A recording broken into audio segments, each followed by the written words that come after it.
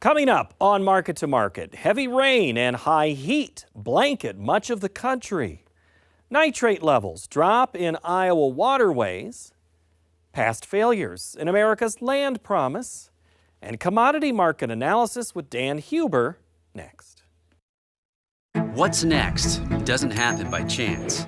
It happens when researchers and farmers work together to solve tomorrow's agronomic challenges. We're committed to creating what's next. Because at Pioneer, our name is our mission. Family owned and operated for more than 60 years, Sukup Manufacturing is a full-service provider of grain handling, storage, and drying equipment, helping farmers feed and fuel the world. Tomorrow. For over 100 years, we've worked to help our customers be ready for tomorrow. Trust in tomorrow. Information is available from a Grinnell Mutual agent today. This is the Friday, June 27 edition of Market to Market, the weekly journal of rural America. Hello, I'm Paul Yeager. The framework for a deal on rare earth exports may be done with China, but the details remain elusive. New data points on the U.S. economy revealed more evidence for policy wonks. The economic element in sharpest focus remains inflation. The Federal Reserve's preferred reading, the PCE, recorded a 0.1% gain in May. The biggest movement in this report was the year-over-year change in the core mark, with a gain of 2.7%. Orders for aircraft helped lift durable goods by 16.4%. Transportation equipment was the leader of this report. Existing home sales pushed higher by 0.8% last month, even with rising prices and relatively high mortgage rates. The National Association of Realtors say this is the slowest May since 2009. The new home market was mixed, a 3-year high in supply, but the slowest amount of sales in 7 months. Last weekend's winds were intense in the Grain Belt. So was the heat, and in some areas, the rain, it did come in buckets. David Miller has our weather wrap. Several rounds of rain struck parts of the Midwest this week. Iowa fields southwest of Des Moines were underwater as isolated rain amounts between 5 and 8 inches fell early in the week. Rivers were on the rise and flooding was occurring in fields as soybeans and corn were surrounded by water. More than 4.5 inches fell in southern Minnesota late in the week. You can see the high water moving across this waterway and field near Brownsdale, Minnesota. The weekly rainfall map shows the darkest green band extending from Nebraska to Wisconsin, revealing 4 inches to a foot of rain falling over the past week. Much of the area receiving rain was still in some form of drought at the start of the week. The drought monitor data cutoff is Tuesday morning, so rains since then were not reflected as dry conditions remain prevalent in parts of the Cornhusker State up to South Dakota and eastward toward northern Indiana. The growing season has thrown some surprises, and meteorologists have been surprised by the amount of rain in the southern plains and now western Corn Belt. Weather forecasters report much of the grain belt is in a neutral period away from La Nina or El Nino. I think that we, to a certain degree, have gotten enough moisture to at least give this year's crop a chance. Now, we still got a good portion of summer to go, and I do think that there are some risks going forward that may look a bit more like 2020. On Tuesday, more than 150 million Americans woke up to heat warnings as dozens of new record high temperatures were set. Here in New York City, Broadway was baking. Fountains provided some relief, but beaches and parks with shade were popular locations. Extensive triple-digit heat led to slowdowns to infrastructure like the train system. Humid, that's the worst, the humidity. The heat sucks, but the humidity is what makes you sweat and feel sticky, and I don't like it. Outdoor work was slowed as construction crews in Boston navigated the harsh conditions. For Market to Market, I'm David Miller.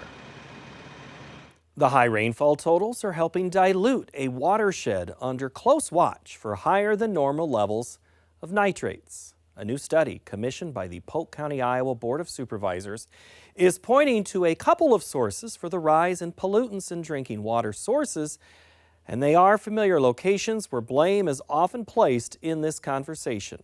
Peter Tubbs reports. This week, heavy rains lowered nitrate levels in Iowa's Raccoon River, but water usage restrictions remain in place. During a tour of the testing lab at the Des Moines Water Works, staff explained how rainfall can flush excess nitrate off of farm fields and into Iowa's rivers. They also pointed out the rise in nitrate levels was coming from multiple sources. The levels vary dramatically depending on rainfall, with increases noted in locations north of Iowa's capital city. We have partnered with the United States Geological Survey to put nitrate analyzers in our source water rivers. So we have analyzers upstream of us in the Raccoon River and the Des Moines River, and we watch those daily. So we can see if it rains up in Sac City, we can see how that affects the nitrate levels in the river there. And then we can watch that nitrate as it moves down the river to us. A study commissioned by the Polk County Supervisors, the county where Central Iowa Water Works is located, is due to be released next week. A summary, released to the Iowa Capitol Dispatch, shows agriculture is responsible for an 80% increase in nitrate levels. Aaron Lehman is president of the Iowa Farmers Union. It is a very serious issue. Farmers very much want clean water, and we want to be part of the solution moving forward, but it's going to take a public-farmer partnership to make a good solution. From Market to Market, I'm Peter Tubbs. June 19, now known as Juneteenth, marks the date in 1865 when news of emancipation for enslaved people reached those living in Galveston, Texas.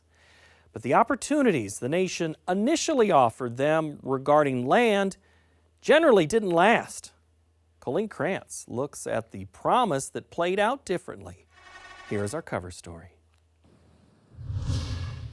This southwest Missouri farm near Ash Grove was home in the mid-1800s to Reuben Boone, an enslaved African-American who initially worked the land for Nathan Boone, son of the famous Kentucky frontiersman Daniel Boone. When the Civil War ended, measures enforced by the new Freedmen's Bureau briefly allowed former slaves like Reuben to petition for Confederates' abandoned or confiscated farms in one of America's first attempts at land redistribution to formerly enslaved people. But it largely failed. This effort to enact new laws under Reconstruction begins to lose momentum and go by the wayside by the mid-1870s. The United States continues wrestling with how to address historical wrongs in agriculture without creating new inequities. The USDA's 2021 Loan Forgiveness Program for socially disadvantaged farmers was stalled after legal complaints of reverse discrimination. In April of 1865, federal officials granted Reuben Boone's request to farm land owned by Howard Boone, one of Daniel Boone's grandsons, who was considered to be a Confederate sympathizer. In exchange, under the one-year agreement, the federal government would receive 1/3 of his crop. Within a month, a different family asked to farm the land, but officials denied their request, citing the commitment to Reuben. It was around this time that someone wrote to federal officials to say Reuben was worthy of protection and some of his white neighbors are trying to drive him off. The economic pressure also would have been immense as Reuben Boone tried to run a farm that had previously survived on unpaid labor. If you're a formerly enslaved person and you've gained your freedom, your emancipation, you have no tools, you have no animals, and you have no seed. So in many cases, you are starting literally from scratch. You have to rent from people the land. You have to rent or borrow the tools or pay for them on credit. And you're already in debt in a lot of ways. And now it becomes an issue to where, so much of your crop then has to be given over to pay your debts. Facing these pressures, it's unclear whether Reuben gave up or was not offered an extension. He and his wife eventually moved to St. Louis, where the 1870 census lists his occupation as farmer, though he was likely a farmer without land. After Republican President Abraham Lincoln was assassinated in April 1865, just 2 weeks after Reuben was granted access to the Missouri land, Andrew Johnson, a Democrat, came to power and began to undo Lincoln's post-emancipation work. He effectively overrode the field order that included the 40-acre promise that was intended to give land to freed slaves. Many former Confederates go to Johnson and kind of lobby for their return to power, the return of their rights, and he relatively quickly grants them those rights. And what you see in some instances, especially in the Carolinas, is formerly enslaved people who had worked on these plantations were given land, and then within the span of 18 months, a year and a half, that land is taken back from them and returned back to the original slave owner. Similar stories of lost opportunity played out across the country, affecting families for generations. Annette Holmes of Antioch, California, wonders how different her life might have been had her family been able to keep their land. One side of her family descends from enslaved African Americans who were initially on a South Carolina cotton plantation, and by 1793, on a rice plantation on Butler Island in coastal Georgia. The rice mill smokestack still stands where Holmes's ancestors likely worked. So my family lived there for years until the weeping time happened when they were sold. The weeping time refers to an 1859 Savannah auction where more than 400 enslaved people were sold. Holmes's ancestors were taken to Louisiana. When I first saw the list with my great-great-grandparents and their children, it was like, wow. Once you have a name and then they had the price next to their name for like $510, it's a different ball game when you know who it is. Holmes's great-grandfather, Jim Butler, later owned land in Louisiana near the Red River, but lost it in a legal battle in 1913. The lawsuit shows Butler sued a man who had offered to help him with a debt through a land lease agreement, but that man later claimed it was a purchase. My great-grandfather argues that, no, this was my land. And I think what happened, because according to my grandfather, there was oil on that land. So they found the oil, and so Mr. Marston claimed that he knew nothing about the oil. A Louisiana judge sided with Marston. In Holmes's family lore, it was yet another government disappointment that affected her family. She lauds USDA, however, for distributing over $2 billion to more than 43,000 Black and other minority farmers in 2024, the method the federal government has used to address what the agency acknowledged was systemic discrimination in more recent decades. There's a lot of people that, why should we have to pay anything for something that we didn't do? The taxpayer has to pay for it. That's why when the United States government gets it wrong, everyone should jump up and holler because we're going to pay for it down the line some kind of way. The nation is a 250-year-old body that has to pay for its past injustices, and you are the taxpayer. It's just its purse. Holmes didn't benefit and isn't waiting around for help. The opportunity missed is the generational wealth piece, right? Land was wealth, and it is wealth. That's why immigration opened up. Here, the selling point is we can give you some land, right? We can give you some land that didn't really belong to you. It was native land, and you can come in and live out your dream. And we miss that. And so at this point, what would you give? At this point, it's like, self-reparations is the key. How do we repair ourselves? And that's what I'm looking into now. For Market to Market, I'm Colleen Bradford Krantz. Next, the Market to Market report. The easiest path was lower this week. More than ideal growing conditions and the emergence of an expanding Brazilian crop was seen alongside new lows for the year in a few contracts. For the week, the nearby wheat contract lost 19 cents, and the September corn contract sold off 14 cents. It was the elevator down as 4 sessions wiped out a 40-cent gain in the soy complex.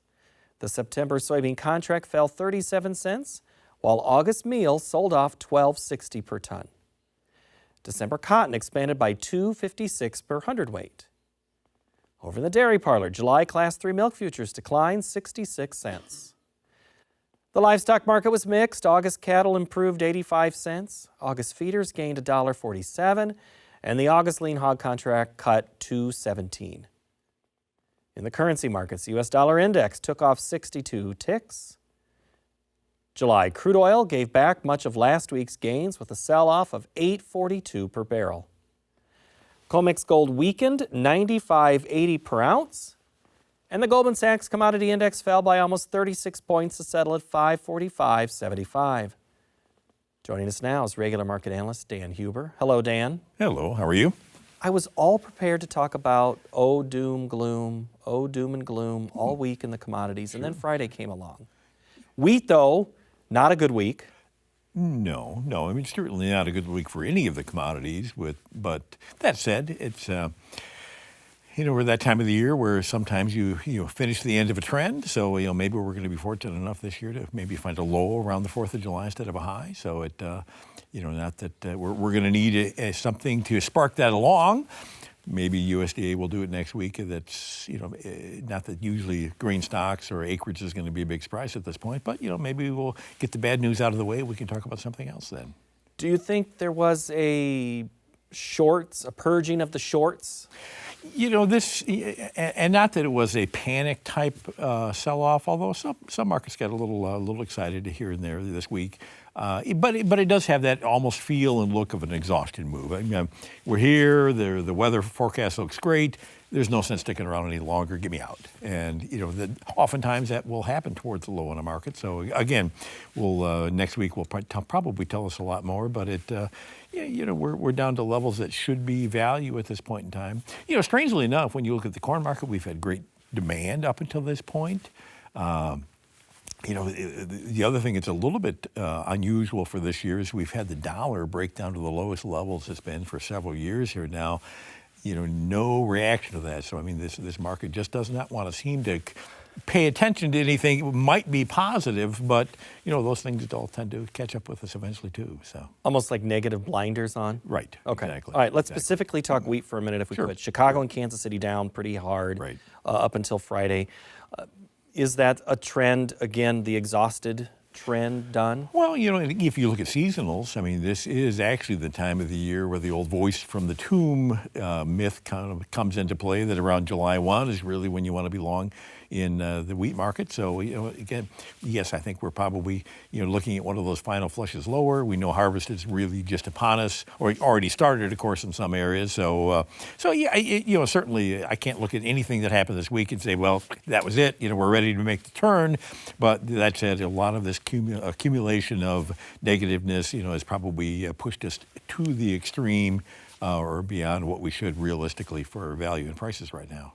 In corn, September was 5 straight days lower closes and then changed on Friday. A little pop-up today, Again, is this tied strictly to the Safrinha situation in Brazil on the September contract? Well, certainly weighing on it at this point in time. I think AgriConsult this week said this is the mother of all Safrinha crops. So it's here again, not a shock, but maybe that final realization that it's here, it's upon us. Harvest is actually a little bit slow so far. I mean, they have not really gotten off to a great start down there because it's been wet. So, here again, too, that could upset the apple cart a little bit as well, that we're expecting this crop to really hit us at this point in time, and it's maybe going to dribble in more than come at us at a big rush. Well, let's look at the long-term aspects of that. Gary in Wisconsin wanted to know, Dan, could the large South American Safrinha crop, corn specifically, take customers from the U.S. for longer than just a year? Oh, to go beyond a year, of course, it's going to really just hinge on, I mean, this is just a single crop. I mean, just like in our crop, we can't predict what this year's crop's necessarily going to do for next year. World carryout numbers, world domestic domestic carryout numbers are not overwhelming on corn by any stretch of the imagination, even with this big safrinha crop. So yeah, I don't think it's much more than a 6-month kind of impact on prices. So. I think you said the phrase of the drive for you here today was emerald green. Everything looked really good on that new crop. What's the new crop story right now? You know, here again too, if you look at December corn as a whole, we're really just into some support areas. You know, compared to where the December of last year found a low in August, September of last year. So I think we're kind of at a bench. This is where we could find value, but to really turn around from this point in time, we're going to need a stimulus. Most likely that stimulus would have to come from a weather problem. Up until this point, you know, that has not materialized. So but we've got you know, certainly the most critical 30 days just in front of us here. So interesting things could come about yet. It's not been real interesting in the bean market unless you like it lower. Well, you know, of course, go back a week. A week ago, we had the beans at the highest we've been since the beginning of the year. So, but that said, too, if you looked at when the November beans got up against resistance, it has stopped us really probably for the last 6 months. Now we've come back to what's been supporting us for the last 4 to 5 months. You know, so I mean, it's really a market that's going nowhere. We here again too, we know that there is a very ample supply coming out of South America, Argentina, Brazil, both. You know, we're not going to be the market for soybeans at this point in time, at least for the next couple of months. So here again, if anything's going to happen positive in these markets, it's going to have to come weather related. And you don't see anything from Monday's report on acreage or stocks that would contribute to that? You know, the acreage probably not. You know, they're looking for just a touch of an increase. The trade is a touch of an increase in the soybean acres. Corn, they're looking pretty much the same at the March numbers. Here again, if that's the case, those are already factored into the market. Grain stocks, you know, certainly, and probably more so to corn. Grain stocks could have a little surprise in there. So on the positive side, particularly in the feed usage. So we'll find out on Monday. Why the move in cotton this week? Oh, here again, too, not much more than an oversold market. We'd pushed down to what has been the low edge of trade here for the last 3 to 4 months. And I think the bears had said, you know, thought it was time to cash in a few chips and bring it back up. So realistically, it just brought us up to the upper side of what has been recent trading ranges, too. So there's a theory in the cattle market that since there hasn't been the massive gain this week, that maybe, just maybe, that top is in. Well, I think there's a reasonable probability, yes, that top could be in there. You know, so again, you've had pork kind of catch up to it. So I mean, they're competing with each other pretty handily at this point in time. But I think next week, if we do get the cattle market to bounce back up a little bit, if it's a feeble rally, then that would be a pretty strong signal that the party's over in the bulls. So. Same with feeders as well? Oh, yes. Oh, yeah, absolutely. Absolutely. You think the feeder picture is dramatically different than live cattle? Well, one thing about the feeders, you've got the low input cost of feed. You know, and traditionally, yes, if you get cheap corn, feeder prices usually stay pretty well supported, but you can't continue to keep holding feeder prices up if we start taking the fat market apart. So it's, I mean, that's a very, very high stakes gambling game at this point in time if you're putting cattle in the feedlot. So, well, in this room last week at this time, we were talking about how there were signs in that cattle on feed report that maybe there is more being held, more animals are being held back. There's more, not things are moving forward. Do you subscribe to that theory? I think so. Yeah. I mean, you know, again, I think this last move up, you know, not that it was totally out of line, but, you know, pushing over that $200 mark, you know, really has all the characteristics of a final push to a record peak, which will probably be for many years to come. And it's going to take some time to kind of unwind that once we turn back down. So. And you can tell people you were there and you saw it unfold. There we go. This hog market, this week we had the quarterly pigs and hogs report. Any surprises there? No, I mean, pretty much every estimate was, you know, almost at 100%, which is pretty much what the trade was looking for. So I mean, the hog industry is, you know, 6 months ago, we didn't have much to cheer about, but I mean, here now we're back at some pretty solid levels. So it's decent profitability there once again. But there's never much, there has not been any incentive to really expand anything at this point in time either. Oh, you don't think so? I don't. I think there's been enough red ink over the last couple of years that it's you know, tempered that enthusiasm to keep expanding herds. So are you more cautious for livestock feeder, for live cattle, for the feeders, for the hogs right now as a whole? Well, particularly on the fed cattle market, if you're feeding cattle out, I mean, more than cautious. I think, you know, if you're not hedging this, you're really leaving yourself out to some pretty massive losses. And similar, at hogs, I don't think that the downside maybe could be as dramatic, or the pain could be as dramatic as it would be in the cattle market. But that said, seasonally, this is when you usually see your peak in the hog market. I don't think this year is any different than an average year. So yeah, if you've got profitability now's probably the time to lock in some hedges to make sure you take that home. In crude oil, in 10 seconds, is this thing done falling? Well, maybe temporarily, but not over time. The Saudis, or I should say OPEC Plus, really wants to take crude back sub $60 level. That will temper any enthusiasm for the fracking industry, and that's what they want. All right. Dan Hueber, good to see you. Thank you so much for the time. My pleasure. Thank you. All right. You've been watching the analysis segment, and in a moment, we will continue our discussion in an online-only segment. Search Market Plus with Dan Hueber wherever you get your podcast to hear that conversation, or go on our website of markettomarket.org. We have a way for you to find out some of the inside information on this program and what's ahead in rural America by subscribing to our Market Insider newsletter. Look in your inbox each Monday after you subscribe at markettomarket.org. Next week, an extended discussion on the rural economy. Thank you so much for watching. Have a great week.